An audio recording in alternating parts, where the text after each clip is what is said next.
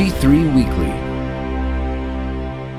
Welcome to G3 Weekly, a summary of this week's top news stories on Christianity and the public square, written by Ben Zeisloft. I'm Laramie Minga. This week, branches of the Anglican Church around the world condemned a decision from the Church of England's General Synod to honor so-called same-sex marriages. A new study revealed that individuals placed on synthetic hormones have an elevated risk for heart attacks and other worrisome health symptoms. Meanwhile, German authorities are seeking to decriminalize abortion and prevent Christians from interceding for their preborn neighbors. Anglican churches condemn English bishop's homosexuality decision. Repent, and do the works you did at first. If not, I will come to you and remove your lampstand from its place.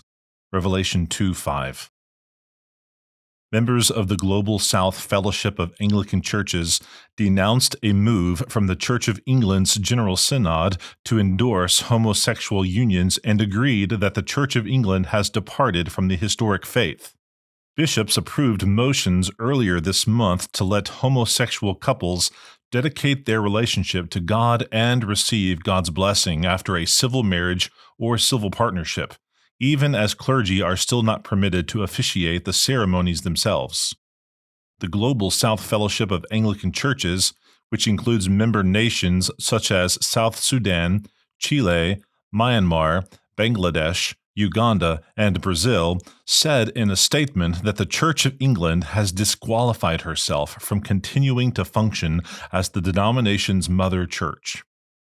The Church of England has chosen to break communion with those provinces who remain faithful to the historic biblical faith expressed in the Anglican formularies, the statement reads. Our calling to be a holy remnant does not allow us to be in communion with those provinces that have departed from the historic faith and taken the path of false teaching. The statement added that the move to break fellowship with the Church of England was heartbreaking for the supporting bishops and expressed hope that leadership in the historic denomination would swiftly repent. Transgender hormones cause serious adverse health effects. Male and female he created them, and he blessed them and named them man when they were created. Genesis 5:2. Individuals who are prescribed hormone replacements are more likely to suffer from various cardiac events, according to a study from the American College of Cardiology.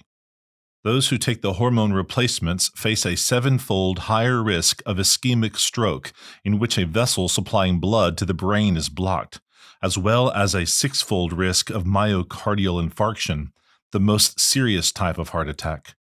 As many as 1.6 million people currently self-identify as transgender in the United States. Doctors are increasingly prescribing synthetic hormones to teenagers and young adults who desire to become members of the opposite sex. Quote, both estrogen and testosterone are known to increase the clotting activity of blood, which could explain the increase in clotting-related cardiovascular events, said the researchers. Those taking hormone replacement therapy also had higher rates of substance use disorder and hypothyroidism. German ministers seek to decriminalize abortion. Woe to those who call evil good and good evil. Isaiah 5:20. German authorities are seeking to enact laws against Christians who conduct vigils outside of abortion clinics in the days before Easter amid broader efforts to decriminalize abortion. The announcement from senior officials comes as 40 Days for Life, a predominantly Roman Catholic movement which encourages participants to engage in sidewalk ministry during the season of Lent, schedules vigils throughout the nation. Abortion is currently legal in Germany before 12 weeks gestation, as long as mothers receive mandatory counseling. Quote, women must have unhindered access to counseling services and facilities that perform abortions. German Minister for Family Affairs Lisa Paus told members of the nation's media, According to a report from state-run news outlet Deutsche Welle, she characterized the events as violations and unacceptable attacks on women's extremely personal decision.